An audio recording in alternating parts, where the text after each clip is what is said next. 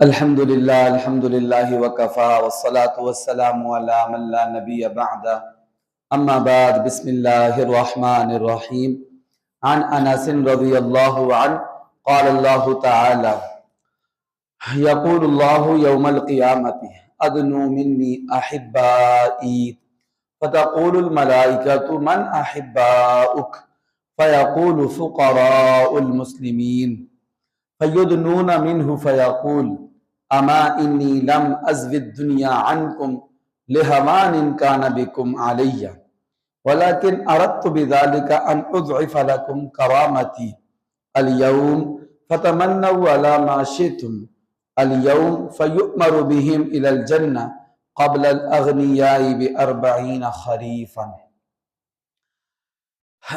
سلام اس پر کہ جس نے بے کسوں کی دستگیری کی، سلام اس پر کہ جس نے بادشاہی میں فقیری کی، سلام اس پر کہ اسرار محبت جس نے سمجھائے، سلام اس پر کہ جس نے زخم کھا کر پھول برسائے، سلام اس پر کہ جس کا نام لے کر اس کے شیدائی الٹ دیتے تھے تحت قیصریت اور دارائی، سلام اس پر کہ جس کے پریشان حال دیوانے سنا سکتے ہیں اب بھی خالد و حیدر کے افسانے۔ میرے معزز سامعین، آج کے اس درس حدیث میں نے آپ کے سامنے ایک حدیث پاک ابھی پڑھی ہے، جو حدیث کی کتاب الاحادیث القدسیہ جلد نمبر 1 صفحہ نمبر 94 پر ذکر کی گئی ہے۔ یہ حدیث پاک حضرت انس رضی اللہ تعالی عنہ سے روایت ہے۔ فرماتے ہیں کہ قیامت والے دن اللہ تعالیٰ سوال پوچھیں گے کہ ادنو منی احبائی، جو میرے محبوب لوگ ہیں، میرے پسندیدہ لوگ ہیں، انہیں میرے قریب کرو۔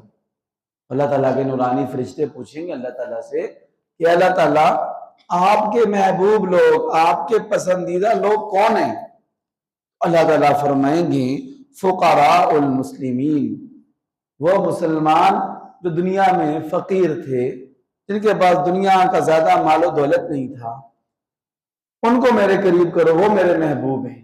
جب ان کو قریب کیا جائے گا اللہ تعالیٰ کے، تو اللہ تعالیٰ ان غریب فقراء ایمان والے مسلمانوں کو کہیں گے کہ اے مسلمانوں، میں نے تم سے دنیا کو دور اس لیے نہیں کیا کہ تمہاری قدر، تمہاری منزلت میری نگاہوں میں تھوڑی تھی۔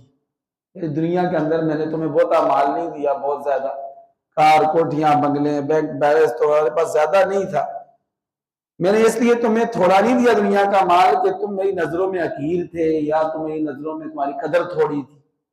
میں نے اس لیے تمہیں دنیا کی دولت تھوڑی دی ہے تاکہ آج قیامت والے دن میں تمہیں عزت سے نوازوں، اس لیے میں نے تمہیں دنیا کی دولت تھوڑی دی ہے۔ وَلَكِنْ أَرَدْتُ بِذَلِكَ أَنْ أُضْعِفَ لَكُمْ كَرَامَتِي الْيَوْمَ فَتَمَنَّوْا عَلَى مَا شِئْتُمْ۔ اللہ فرمائیں گے جو تمہاری تمنا ہے، آرزو ہے، آج تم مجھ سے مانگ سکتے ہو، مانگو، جو بھی مانگو گے میں تمہیں وہ عطا کروں گا۔ ان کو پھر اللہ تعالیٰ فرماتے ہیں، اللہ کی طرف سے اعلان ہوگا کہ جو غریب ایمان والے تھے دنیا میں، لیکن غریب تھے لیکن انہوں نے اپنا ایمان نہیں بیچا، غریب تھے لیکن انہوں نے نیک اعمال نہیں چھوڑے، غریب تھے لیکن انہوں نے اللہ کے حکم اور نبی کے طریقے نہیں چھوڑے، غریب تھے لیکن نماز، روزہ، زکوٰۃ، حج نہیں چھوڑے، غریب تھے لیکن ایک دوسرے کے حقوق ادا کرتے تھے۔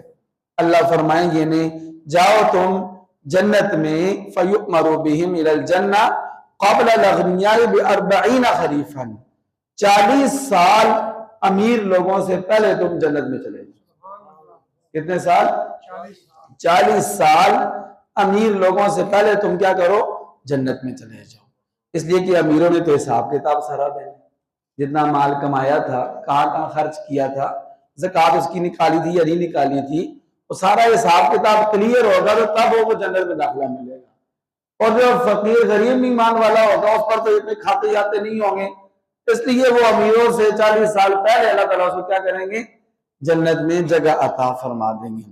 اس لیے اس حدیث پاک کی روح سے ہم سب کو کیا چاہیے؟ ہم سب کو یہ چاہیے کہ جس حال میں ہو اللہ تعالیٰ کا شکر ادا کریں۔